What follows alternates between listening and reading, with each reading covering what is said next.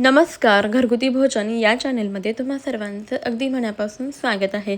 तर आज आपण अगदी मस्त जबरदस्त अशी शेवग्याच्या शेंगाची भाजी बनवतोय. तर सर्वात अगोदर इथे आपल्याला आलं, लसूण, सुकं खोबरं आणि कोथिंबीरचं वाटण तयार करून घ्यायचं. त्यानंतर शेवग्याच्या शेंगा घ्यायच्या आहेत. आता शेंगा आपण व्यवस्थित अशा चिरून घेऊया. आवडीनुसार तुम्ही शेंगा लहान मोठ्या आकारामध्ये चिरून घेऊ शकता. शेंगा चिरून घेतल्या की त्यानंतर यावरची जी साल आहे ती अशा पद्धतीने आपल्याला काढून टाकायची आहे. सर्व शेंगा आपण या पद्धतीने चिरून घेऊयात आणि यावरची सालसुद्धा अशा पद्धतीने काढून टाकायची आहे.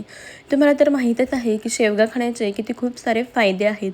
जसे की यामध्ये भरपूर प्रमाणामध्ये कॅल्शियम आहे, फायबर आहे, प्रोटीन आहे. त्यामुळे आहारामध्ये शेवग्याचा वापर तर केलाच पाहिजे. तर आजची भाजी साधी सिंपलच पण चवीला खूपच जबरदस्त अशी आहे. तर सर्व शेंगा आपण अशा पद्धतीने चिरून घेऊया. तर इथे मी सगळ्या शेंगा चिरून घेतलेल्या आहेत. आता या चिरून घेतलेल्या शेंगा आपल्याला स्वच्छ पाण्यामध्ये टाकायच्या आहेत.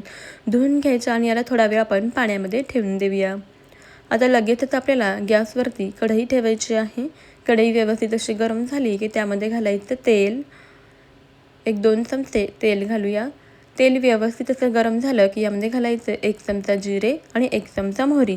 जिरे मोहरी छान असे तडतडले की तयार केलेलं वाटण घालायचं. वाटण तेलामध्ये छान असं परतवून घेऊया. याच्यामधील कच्चेपणा जाईपर्यंत आपल्याला हे वाटण तेलावरती छान असं परतून घ्यायचं आहे.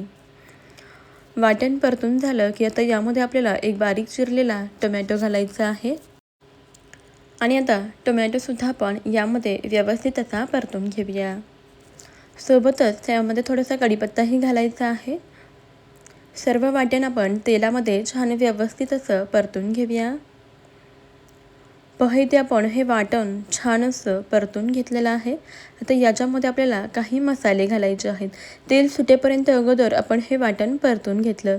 आता यामध्ये घालूयात 1 चमचा काळं तिखट म्हणजेच आपला घरगुती मसाला. त्यानंतर 1 चमचा लाल तिखट आणि आता इथे तुम्ही कोणत्याही ब्रँडचे मसाले वापरू शकता. चिकन मटन मसाला थोडंसं 1 चमचा मसाला घालायचा आहे आणि हे सर्व मसाले छान व्यवस्थित एकजीव असे मिक्स करून घ्यायचे आहेत. सर्व मसाले व्यवस्थित असे मिक्स करून घेतले. आता याच्यामध्ये आपल्याला स्वच्छ धुतलेल्या शेवग्याच्या सर्व शेंगा घालायच्या आहेत. शेवग्याच्या शेंगा आपण या मसाल्यामध्ये घालूयात. यावरती आपल्याला चवीनुसार मीठ घालायचं आहे. मीठ घातल्यानंतर आता आपण हे सर्व छान व्यवस्थित असं मिक्स करून घेऊया, एकजीव करून घेऊया. शेंगा 1-2 मिनटं आपण या मसाल्यामध्ये छान अशा परतवून घेऊया.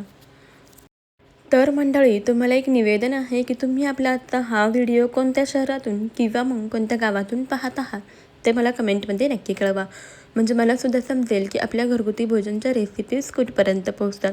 व्हिडिओच्या शेवटी मला तुमचे आभार नक्कीच मानता येतील. यामध्ये आपल्याला 2 ते 3 चमचे शेंगदाण्याचा कूट घालायचा आहे. कूट घालून छान व्यवस्थित एकजीव असं मिक्स करून घेऊया. अगदी झटपट अशी तयार होणारी आपली ही शेवग्याची भाजी आहे. पद्धत अगदी साधी सोपी आणि सिंपलच आहे, पण चवीला ही शेवग्याची शेंग खूपच जबरदस्त लागते. आपण सर्व छान व्यवस्थित एकजीव असं मिक्स करून घेतलं. आता यामध्ये भाजी शिजण्याकरता आपल्याला पाणी घालायचं आहे. तुम्हाला रस्साभाजी जितकी घट्ट किंवा पातळ हवी आहे त्यानुसार तुम्ही यामध्ये पाणी घालू शकता. पाणी घालून छान व्यवस्थित असं मिक्स करून घ्यायचं आहे. तर यामध्ये मी 1-1.5 ग्लास पाणी घातलेलं आहे. छान व्यवस्थित मिक्स करून घेतलं. आता याला उकळी आली की आपल्याला गॅस बारीक ठेवायचा आहे.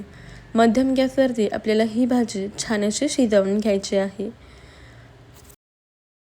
भाजीला मस्त अशी उकळी आलेली आहे.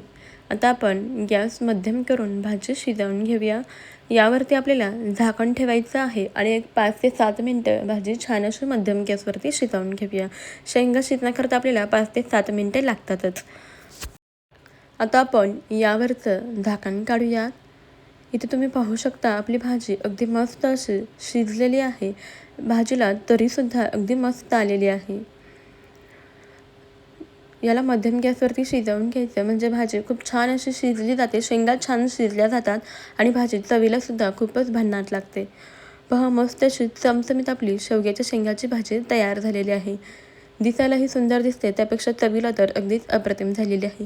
मस्त गरमागरम अशी ही शेंगाची भाजी तुम्ही भाकरीसोबत, भातासोबत, चपातीसोबत सर्व करू शकता. ही भाजी बनवण्याची पद्धत साधी सिंपलच आहे, पण चवीला भाजी खूपच जबरदस्त लागते. तुम्ही सुद्धा एकदा अशा पद्धतीने शेंगाची भाजी नक्की बनवून पहा. सर्वात शेवटी यावरून आपण बारीक चिरलेली कोथिंबीर घालूया. तुम्हाला माझी रेसिपी कशी वाटली कमेंटमध्ये नक्की कळवा. आवडली असेल तर एक लाईक करा आणि घरगुती भोजनला नक्की सबस्क्राईब करा. चला भेटूया आपण नवीन रेसिपीमध्ये. तोपर्यंत खात राहा, मस्त राहा, सर्वात महत्त्वाचं हेल्दी